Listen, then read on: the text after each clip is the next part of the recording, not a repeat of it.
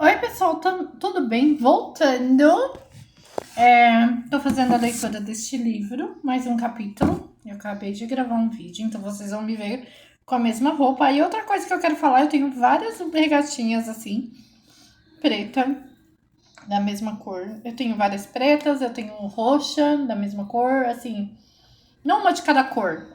Eu me sinto mais leve e confortável assim. Eu andei até, eu acho que em julho do ano passado.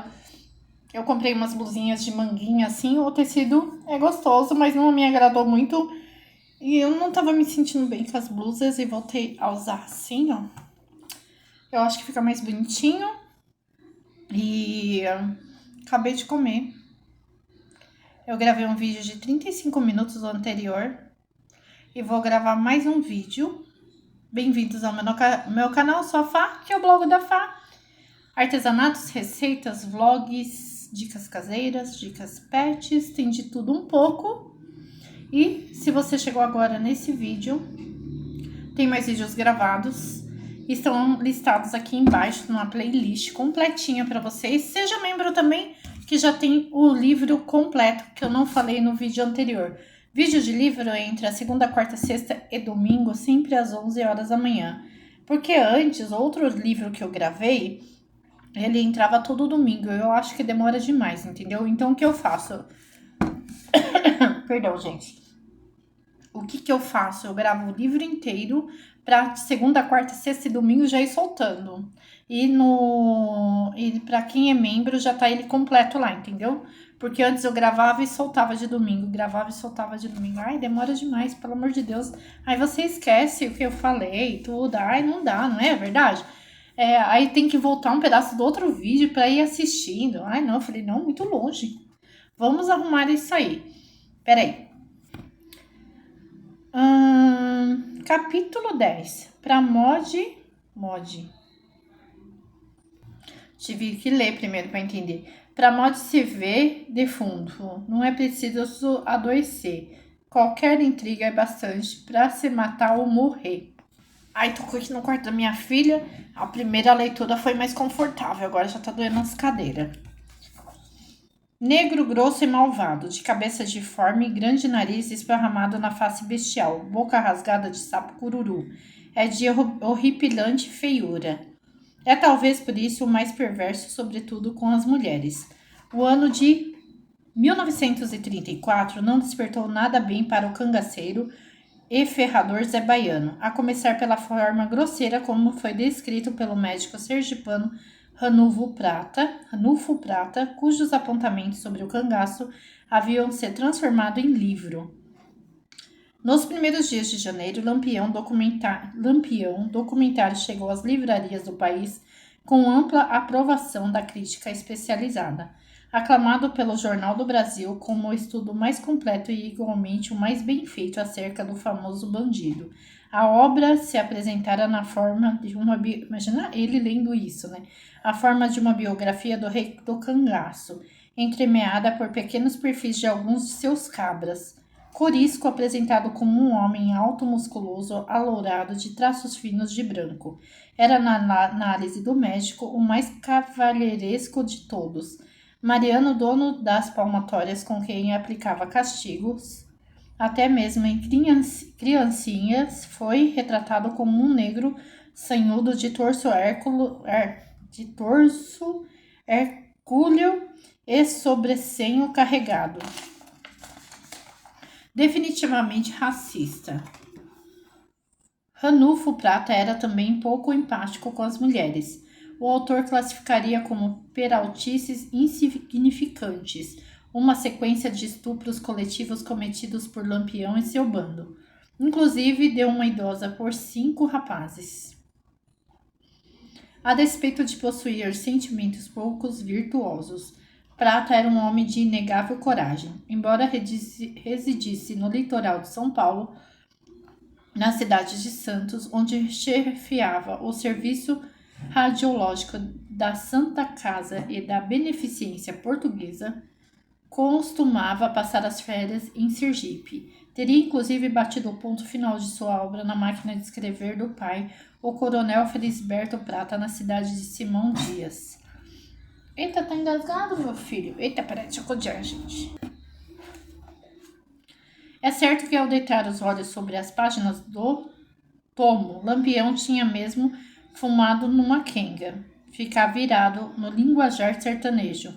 Ali, entre toda sorte de referências pouco lisonjeiras à sua pessoa, incluindo a menção ao defeito no olho e a cor de bronze escuro, para Virgulino um vitupério sem tamanho, havia a reprodução de um verso de cordel caçoando de Dona Maria Ferreira, sua finada mãe.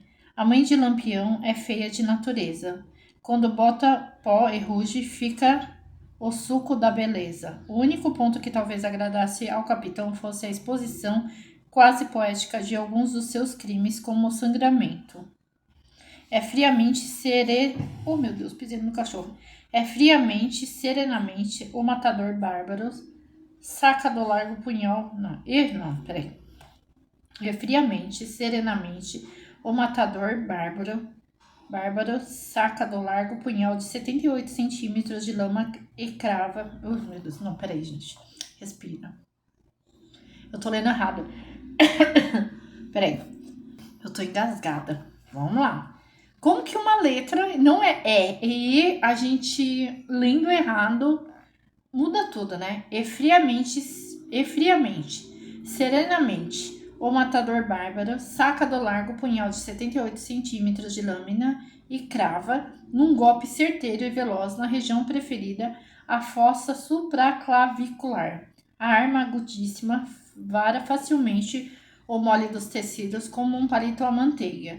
A experiência ensinou-lhe a ser ali ótima região, sem obstáculos ósseos que lhe resvalem o punhal, escreveu o médico. Ranulfo Prata tinha fortes razões para temer pela segurança de si e de sua família. Lampião não costumava deixar impunes provocações como aquelas. Por muito menos, quase matara Manuel Cândido Carneiro da Silva, que naquele mesmo ano de 1934 publicara Fatores do Cangaço. A obra, sem maiores pretensões literárias, fora escrita mais do que um passatempo de Cândido durante o período em que atuou como promotor de justiça de São José do Egito, em Pernambuco. Embora tivesse tiragem modesta, um exemplar acabou nas mãos de Virgulino, e o capitão não gostou do que leu. Poucos meses depois do lançamento de Fatores do Cangaço, Manuel Cândido deu o azar de se encontrar em um caminhão que seria interceptado pelo bando de Lampião. O veículo percorria o trecho entre Buíque, Pernambuco, e Água Branca, Alagoas, em cuja comarca Cândido acabara de ser empossado promotor de justiça. Virgulino estava acompanhado de outros 8 cangaceiros e 3 mulheres, Maria de Déa entre elas. Ao reconhecer o autor da brochura, na boleia do caminhão, ordenou que descesse da cabine e o acompanhasse mata dentro para uma conversinha. Como se a situação já não fosse suficientemente assustadora, Cândido ainda trazia na valise um exemplar de sua obra. Lampião então teria solicitado ao autor que providenciasse a leitura das páginas em voz alta. Malicioso e sabedor da pouca intimidade do cangaceiro com as letras, o autor pulara os trechos que criticavam o bando, caprichando na dicção ao ler parágrafos inteiros dedicados à truculência das forças volantes. O capitão, ao perceber a artimanha, teria ficado ainda mais furioso.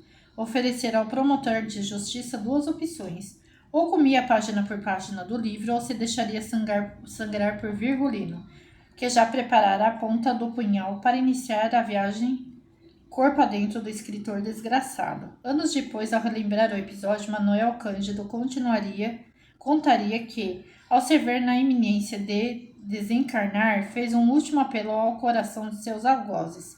Seu pavor não era da morte, mas de deixar sozinha, sem ter quem assistentasse, a filhinha de 6 anos. Nesse momento, segundo o promotor, Maria de Déa se comoveu com a situação. Lampião, garanta ao doutor, pois eu só me lembro de minha filha. Teriam sido as palavras salvadoras da rainha do cangaço, conforme o relato do próprio Manuel Cândido. O capitão atenderia ao pedido da esposa, mas faria o escritor prometer que, se no caso de uma nova edição da obra, corrigiria as passagens erradas. Depois de dar sua palavra de que o faria, Cândido deixaria o encontro são e salvo e encantado com Maria.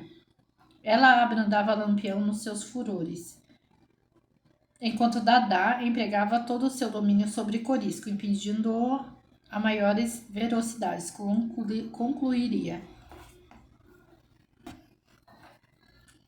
Aquela não seria a primeira vez que Maria de Déa salvaria uma alma do inferno. Além de criancinhas, sensibilizava-se com os dramas e as necessidades dos rapazes mais jovens. Quando Volta Seca ainda estava no bando, costumava recorrer a ela para intervir contra as surras que lhe eram aplicadas pelos asseclas mais velhos, como Luís Pedro, marido de Neném, melhor amiga de Maria. Seus protegidos eram compensados ainda com as porções maiores de comida.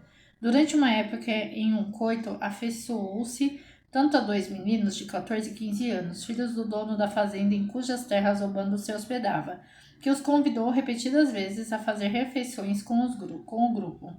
Ela mesma preparava os pratos dos meninos antes que os outros se servissem. Lampião, que se afeiçoara a um dos garotos a ponto de tratá-lo por filho, aprovara os cuidados da companheira. A rainha do cangaço também teria evitado que um trivial jogo de baralho terminasse em tragédia.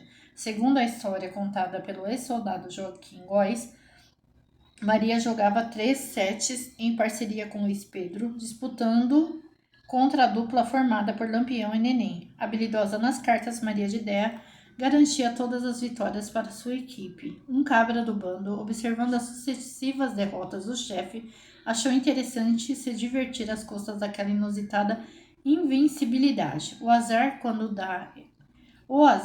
dá em gente, é pior do que em bicho, caçoava as gargalhadas. Lampião fez ouvidos do demercador às provocações até o momento em que o subordinado lhe dirigiu o conselho.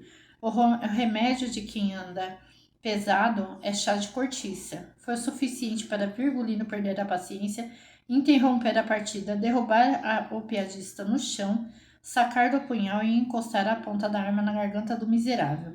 Maria então lançou-se sobre o companheiro e o convenceu a desculpar o rapaz. O capitão não apenas desistiu do assassinato, como ignorou o parecer de Luís Pedro, favorável à expulsão do engraçadinho.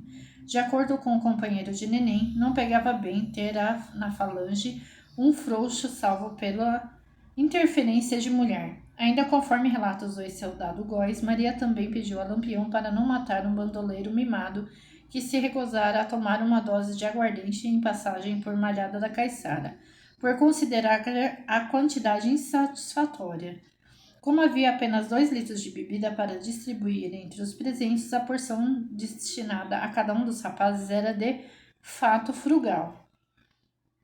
Já disse que não gosto de cachaça pouca, não teme que não quero, teria dito o cabra, enfesado, pois agora você vai ter que beber essa cachaça toda, revidara Lampião, derrubando-o mal agradecido no chão para abrir a boca à força e fazer descer, garganta abaixo, todo o conteúdo da garrafa. Nessa hora, mais uma vez, a bandoleira chamaria o companheiro à razão e evitaria uma morte besta. Maria também protegera os animais do bando, de que de forma em geral eram tratados com paparicos. Certa vez, em um povoado próximo à cidade baiana de Centro-Sé, os cavalos chegaram a ser perfumados com doses generosas de água de colônia depois de um bando na beira do rio São Francisco. O trato nos animais foi dado logo depois de um saque que rendeu ao grupo boa quantidade em dinheiro, joias e tecidos. Os cangaceiros estavam tranquilos a ponto de se dedicar à higiene das montarias por saber que as volantes não os incomodariam. De fato, os soldados só chegariam a Centro-Sé para as diligências passadas 6 dias da invasão. Os cachorros do cangaço igualmente passavam bem, comiam melhor do que os bichos criados nos roçados, e dada a boa aparência terminavam involuntariamente fornecendo pistas dos seus donos. Quando encontravam vira-latas formosos, os policiais deduziam que havia bandoleiro por perto. Para eles, a gordura em bicho era sinal de bandidagem. Coleira no pescoço, então, consistia a prova irrefutável de que o quadrúpede tinha uma pata no cangaço. Para fazer graça, os bandoleiros gostavam de batizar seus cachorros com nomes de policiais. Maria de Déa chegou a criar um chamado Zé Rufino, um dos mais cruéis perseguidores do grupo. Fora o tenente Rufino, quem comandara o ataque que resultara na morte e degola de Azulão, Canjica, Dora e Isabelê, embora tivesse horror ao homem. Maria era doida pelo bichinho e ficou apavorada na ocasião em que a vira-lata se envolveu em uma disputa por um osso com um cachorro de neném. Mané Henrique, outra homenagem a soldado. Tudo indicava que Zé Rufino seria trucidado por Mané Henrique quando Maria pediu socorro a Virgulino. Tá vendo isso não, seu filho de uma peste? Gritaria a cangaceira a seu modo peculiar de chamar a atenção do companheiro. Tranquilamente, Lampião teria posicionado a pistola para exterminar Mané Henrique, ao que seria interpelado por Luiz Pedro. Se matar o cachorro, morre. Depois de um pequeno entrevero, os dois teriam decidido apartar a briga dos cachorros sem o envolvimento de balas. A paz recém-instalada entre homens, mulheres e cães não evitou um comentário ácido de Labareda, que assistira a cena. Cachorro e mulher no grupo só dá é nisso. Se crianças, cachorros e jovens rapazes despertavam os melhores instintos em Maria Dedéa, o mesmo não pode ser dito em relação às suas colegas de bando. Assim como Dadá, que ficara ao lado de Moita Brava após a morte de Lili, Maria tinha uma tendência a compreender a atitude de assassinos de mulheres. A exemplo do velho amigo Mané Velho, convidado por ela a se refugiar no bando depois de executar a esposa que acabara de trocar por outra. Por mais mulheres que entrassem no cangaço, nenhuma conseguia chamar tanta atenção dos cabras quanto a companheira de Zé Baiano. Com sua simpatia, curvas voluptuosas e seio que deixavam vislumbrar pela cava do vestido, a morena fornecia aos cangaceiros solteiros um bom repertório de imagem para inspirar o prazer solitário na caatinga. Para um deles, Lígia era mais do que uma musa inatingível. Nem falei uma palavra que nem existe. Inatingível. Quando o marido não estava por perto, ela caía nos braços de Bentivi, jovem, claro, de cabelo fino, um tanto meloso e derretido, como o apresentaria o médico o Estácio de Lima, para quem Zé Baiano, além de corresponder às características do criminoso nato apontadas por Cesário Lombroso, era ainda um negro feio, bastante alto, muito forte, valente e malvado como poucos. Os encontros entre Lídia e o amante ocorriam de vez em quando, pois dependiam das negociações entre os chefes de subgrupos. Bentivi fazia parte do time de Virgínia, mas era eventualmente emprestado a Zé Baiano. Ao que tudo indica, o cangaceiro ferrador não desconfiava da traição, apesar de, como relataria Dadá, ter ficado cismado ao encontrar cachos de cabelo castanho do mesmo tipo de Virgínio no bornal da esposa.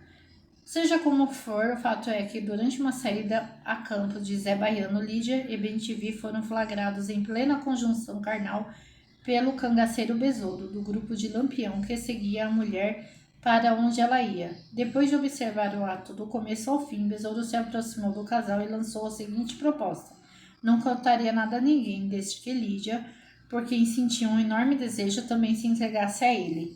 Do contrário, seria obrigado a levar o caso ao próprio Zé Baiano. Irritada com a proposta, a bandoleira teria lhe dado um chega pra lá. Pode contar, mas você não me come. Bentivi e Lídia talvez não acreditassem que Besouro, um reles cabra, seria capaz de dar com a língua dos dentes para a portentosa pantera negra dos sertões. Horas depois, quando o grupo estava reunido e Zé Baiano já tinha voltado de suas andanças, o cangaceiro desprezado pediu a palavra e relatou o que havia visto. Lídia, surpresa e assustada, não teve outra opção a não ser confirmar o ocorrido. Ah, mas eu já ia primeiro no marido falar: escuta aqui, vem cá, ó, ele tá saindo mentindo por aí. Ué! Mas completou a informação que Besouro esquecera de propósito.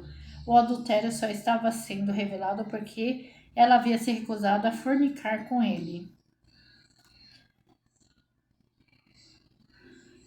Segundo os inúmeros relatos a respeito do caso, Lampião foi o primeiro a liberar o imbróglio. Decidiu pela morte imediata de Besouro. Lascou-se. Não apenas pela chantagem com Lídia, mas também pela delação, atitude tida como covarde e moralmente repreensível. Há duas versões sobre o fim do delator. Na primeira, o capitão lhe desfere um golpe de foice na cabeça, partindo-a em duas. Na outra, mais verossímil, pede a gato que execute besouro com um simples tiro. Eita, se foi. Em ambas as narrativas, Bem-te-vi aproveitou a confusão para escapar dali, nas carreiras em direção a Alagoas. Zé Baiano teria cogitado correr atrás do Garanhão para liquidá-lo, ao que fora repreendido por Lampião. Como o menino pertencia ao bando de Virgínio, só o próprio teria direito a lhe tirar a vida. Depois de presenciar o assassinato de Besouro e a fuga de Bem-te-vi, Lídia caiu em si. Como sabia da pena imposta a mulheres traidoras, pediu a Maria de Edéia que falasse com o capitão em seu favor. Peraí, deixa eu entender o negócio aqui. Então mataram o cara e o amante, ó. Que eu falei assim, deixa eu ver se eu entendi aqui, ó. Bem-te-vi e Lídia não acreditasse que Besouro, ela escabra, seria capaz de dar com a língua nos dentes. Aí aqui na outra parte, em ambas as narrativas, Bem-te-vi aproveitou a confusão para escapar dali, que é o amante. E o quê? E o outro rapaz foi morto, né? Que é o que queria, né? Olha só. Depois de presenciar o assassinato de Besouro, que é o delator, né?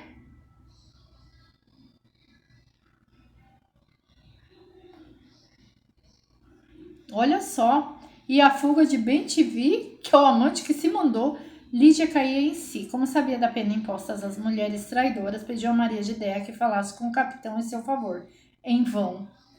Com seu tom de voz calmo e seguro, o Lampião sempre determinava que cada um fizesse o que bem entendesse com a sua propriedade. Ele considerava a melhor solução executar seu rapaz. Logo, Zé Baiano que decidisse o que fazer com Lídia. Afinal, ela lhe pertencia. De acordo com a história que chegaria à posteridade, Lídia foi amarrada a um pedaço de pau na beira do riacho do Quartavo, na cidade sergipana de Poço Redondo. Passou ali a madrugada inteira, chorando e implorando por socorro, sem que ninguém acudisse. Ao amanhecer, Zé Baiano se dirigiu ao local e, alucinado, desferiu uma sequência de pedradas e pauladas na cabeça e no corpo da mulher. No bando, a poucos metros de distância do local onde Zé Baiano abatia a companheira, os bandoleiros seguiam com suas rotinas matinais, indiferentes aos gritos de dor de Lídia, até que o último sussurro saísse de sua boca e a jovem sertaneja se transformasse em uma massa disforme de sangue, pele e ossos. Deixa eu ver se tem a foto dela aqui, peraí, vou caçar. Cacei aqui no vidão. Eita, lasqueira.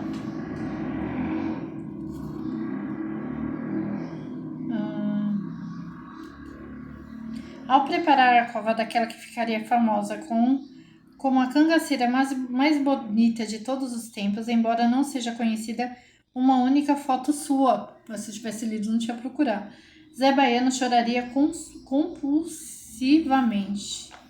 Em 1934, cangaceiros corriam mais risco de morrer pelas mãos dos colegas do que pelas armas dos soldados. Com salários atrasados desde o ano anterior, os macacos não estavam exatamente dispostos a pôr a vida em risco para capturar bandoleiros. Sempre teve problema, né? O único secla de destaque morto naquele ano foi capturado por civis. Arvoredo, o primo de Corisco, que escapara do massacre da Lagoa do Lino, quando Azulão, Doras, Abelê e Canjica foram mortos e decepados. Seria liquidado por 2 rapazes feitos reféns enquanto procuravam um jumento na zona rural de Jaguariri, na Bahia. Equipado com pistola, mosquetão e punhais, Arvoredo menosprezou o perigo do facão de um dos moços carregava consigo. O outro desarmado andava um pouco mais à frente, por ordens do cangaceiro. Em dado momento, o rapaz se abaixou para ajeitar as alpercatas que lhe incomodavam os pés. O bandoleiro, zangado com a interrupção, deu um chute no jovem acocorado. Ao ver a humilhação a que o amigo era submetido, o dono do facão desferiu um golpe contra Arvoredo. Gravemente machucado, foi rapidamente dominado e morto pela dupla. Empolgados com a façanha heróica, Cícero Ferreira e João Gibiano, como se chamavam os bravos sertanejos, cortaram a cabeça e a mão esquerda do Arvoredo. Juntaram as partes aos objetos do morto e levaram tudo até a delegacia. Eu lá caçando as fotos. Aí não tem foto nenhuma. Mas é que tem uma foto aqui eu ver se é. É que eles põem as fotos tudo junto, né?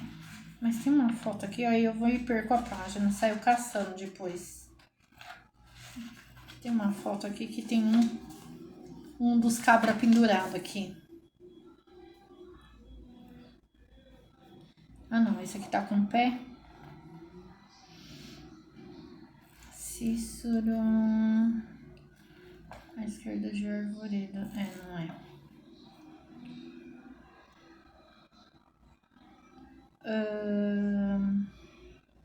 Empolgados com a fancinha heróica. Juntaram, levaram toda... Mediante as provas, foram recompensados com a quantia de 4 contos de réis.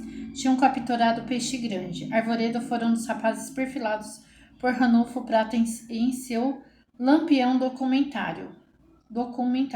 No livro, o médico e escritor responsabilizava a polícia pela transformação do então honesto roceiro em sanguinário cangaceiro. Ele teria decidido a se juntar ao primo Corisco para vingar o espancamento da mãe, uma humilde velhinha, por soldados das forças oficiais. Os jornais, ávidos por novidades sobre a caça aos bandoleiros no sertão, que minguavam quanto menos as forças se empenhavam em combatê-los. Narravam a morte do célebre sequaz com pequenos ajustes. Segundo o Jornal do Brasil, os civis haviam executado a secla, mas teriam agido orientados e devidamente instruídos pelo tenente João Domingues e pelo sargento Joel, ambos da Força Pública do Estado da Bahia. Para a revista Noite Ilustrada, o mais impressionante não fora a luta que culminaria na morte do cabra, tampouco o retalhamento do corpo, mas sim um aspecto revelador de sua vaidade, conforme demonstrara a mão cortada pelos assassinos. A Arvoredo cuidava muito bem das unhas. A mão decepada ainda conservava a luva e os anéis que o bandido usava, apresentando as unhas bem tratadas e polidas. Lia-se na edição 12 de junho da publicação. Um tipo rústico, verdadeiro bicho do mato, sanguinário, cruel, de unhas brunidas, não deixava causar espanto. Como se davam muito bem, parecia que as duas combinavam de engravidar juntas. Do mesmo jeito como ocorreria 2 anos antes, Dadá e Otília estavam mais uma vez prestes a parir. Corisco e Mariano, seus companheiros, providenciaram um coito seguro para que as jovens dessem à luz. Na mata fechada da Serra do Periquito, em Pernambuco, nas proximidades de uma fonte de água, armaram todas minimamente confortáveis para o momento do parto. Por segurança, estenderam um cordão rente ao chão nas redondezas, pendurado na ponta da linha, junto à barraca, um chocalho tilintaria, caso alguém ultrapassasse a zona de segurança, o que não tardaria a ocorrer. Durante uma noite, ao lado de um reduzido grupo de colegas de bando, Dadá e Otília, com as barrigas enormes, tiveram que deixar as tendas às pressas, embrenhando-se por entre os espinhos da mata fechada, pois uma volante se encaminhava para o ataque. Meu pai. As duas mulheres e os demais cabras caminharam durante horas a fio, abrindo caminho no escuro da caatinga com auxílio de facões. Esgotados e mortos de sede, fizeram uma parada para dormir por alguns instantes e recarregar as energias antes de retomar a fuga. Ao amanhecer, para Paris, Dadá seguia em seu passo discreto, tomando cuidado para não deixar rastros, quando foi surpreendida pela mira de um fuzil. O soldado puxou o gatilho para balear a gestante, mas o tiro literalmente saiu pela culatra. A caixa estourou nas mãos do policial. Dadá aproveitou a confusão para correr para perto de Corisco, que se reerguia depois de uma queda desastrada por sobre os espinhos. Dali o grupo saiu em disparada em busca de novo esconderijo. Vencidos pelo cansaço, sede, fome e ferimentos decorrentes da fuga, acoitaram na mata de uma serra. Ali no dia 11 de março de 1934, Dadá deu à luz ao seu terceiro filho. Desidratada e desnutrida, a mãe não produzia leite. O bebê faminto... Ai, que tristeza, gente. Morreu antes de ser enviado para os novos pais. Nossa, que nova. Aos 18 anos, Dadá já contabilizava 3 filhos, 2 meninos e uma menina. Todos mortos. 18 anos, gente, que vida. Podia ter ficado quietinha com a família. No dia 21 de abril, Que vida que levou também. No dia 21 de abril, Otília pariu um filho homem, a exemplo do acontecido quando teve uma menina. Em 1932, coube a Corisco a redação da carta que acompanhava o bebê no envio para sua nova casa, no caso, a paróquia de Mata Grande, em Alagoas, aos cuidados do vigário Manuel Firmino Pinheiro. Quando a correspondência ficou pronta, Mariano a assinou como se fosse de próprio punho. Ele, o menino, não é culpado dos malfeitos do pai, dizia o texto em um dos trechos. Otília vestiu o bebê com as roupinhas que confeccionara durante a gestação e se despediu do segundo filho, que não poderia ver crescer.